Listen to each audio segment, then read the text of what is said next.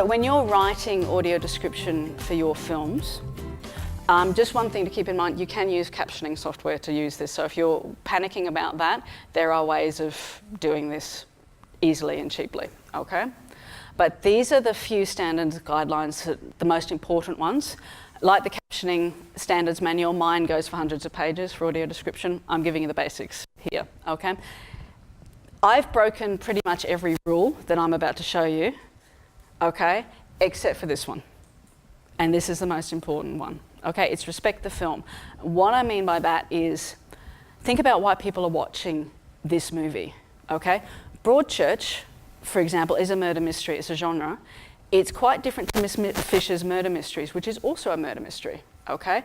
Miss Fisher is a 1920s mystery show, and it's her clothes and the fashion are a vital part of the show, okay? You need to spend time describing her outfits.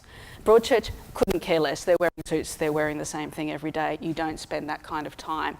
Broadchurch, you spend more time on the scenery, okay? Another murder mystery, Dr. Blake's. Once again, very different. Okay, so there's different reasons people are watching Miss Fisher versus Dr. Blake versus, okay? You think about a murder mystery, you think about a comedy, you think about a horror movie. They all require different emphasis and people have got different reasons for watching them, okay? So you need to think about why people are watching this, okay? I just did a show like that. The video was just animation that was just eye candy. It was completely irrelevant. It didn't add any more information to the voiceover. The voiceover contained all the information. So I did a summary of the cartoon at the start and then just let the voiceover run.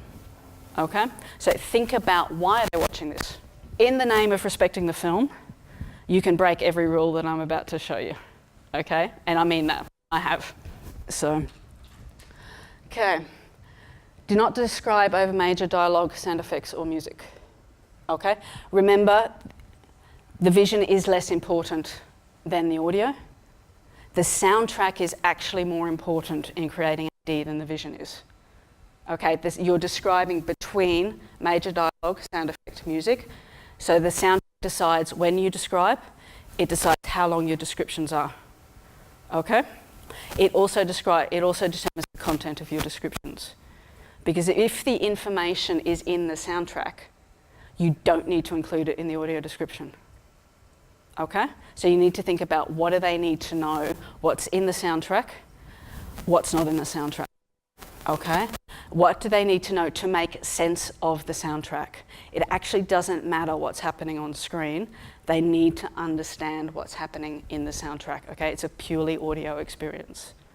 Okay, so you need to think of it that way. The soundtrack has to make sense. But as you may imagine, this does not leave you much time for audio description. Okay, your time is very, very limited. So you need to prioritize what you're describing. Okay, you need to think about what's the most important thing. I remember now, it's also what's not happening on screen. So for example, in a ghost movie, you might have sound effects of a footsteps. The blind person will be assuming someone's walking in the room. But ghost movie, there's no one there. That's the point of the scare. You have to say there's no one there. You have to let them know that. So it's what's happening on the soundtrack, help them make sense and experience the movie. Yep. Okay. Describe, don't tell. This is quite important. You need to stay neutral. You need to let them make up their own minds. Okay, your interpretation of a film is going to be different to everybody else's. Your understanding of what a character feels is going to be different. I'm also a freelance video editor. I edited a film called Refuge. It's about an army veteran, wounded veteran from Afghanistan. Okay, the director and I agree about every moment in that film. We agree about every cut, every single moment. He served in Iraq and he works with wounded veterans. There is no way we understand this film in the same way.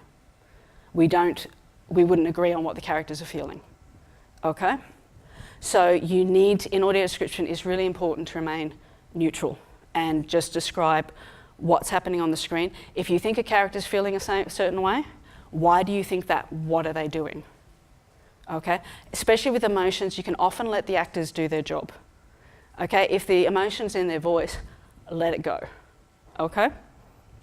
In terms of artwork, because most of you are working on art-related films, what does it look like? Okay, then that allows the VIP to make up their own mind about what the artwork means. Don't interpret the meaning of the artwork because you are not going to have the same interpretation as everybody else, okay? This is really, really, really bloody hard, okay? So it's one of the hardest things. And once again, depends on time, okay? And once again, respect the film. It's all part of that, but it's important, okay? Use the soundtrack as your guide. I've talked about this a little bit. Soundtracks are very evocative. There's lots of information in them. If the information's in the soundtrack, leave it out. Okay, don't put it in the audio description. I was describing a film where you had a whole lot of people trapped in a burning room. The scene went on for a while. I actually didn't put any description in it because the soundtrack was awful. Like it was, you know, it conveyed the horror of the situation much better than I could have. I stayed out of it, okay? So think about the experience of the film. And as I said, the soundtrack determines when you put descriptions, it determines how long the descriptions are, it determines the content of the descriptions, okay? So remember, they're going to end up with a soundtrack, not with a vision. So think about what makes this soundtrack a coherent, standalone piece of entertainment, okay? All right, be clear, okay? Because the timing's quite tight, I often find myself writing quite elaborate sentences, trying to cram as much in as I possibly can. That's very hard for people to understand. Remember, they're sitting there, they're listening to the soundtrack, they've got to try and decipher this horribly complex sentence. They're going to lose track of what happens next if they're still thinking about it, okay? So keep your sentences simple, clear. Try not to use jargon, technical terms. Keep your language sort of at an average level of what like most people would understand. So for example, if you're into botany, stick with things like lily or rose, or don't go into the technical terms. Stick with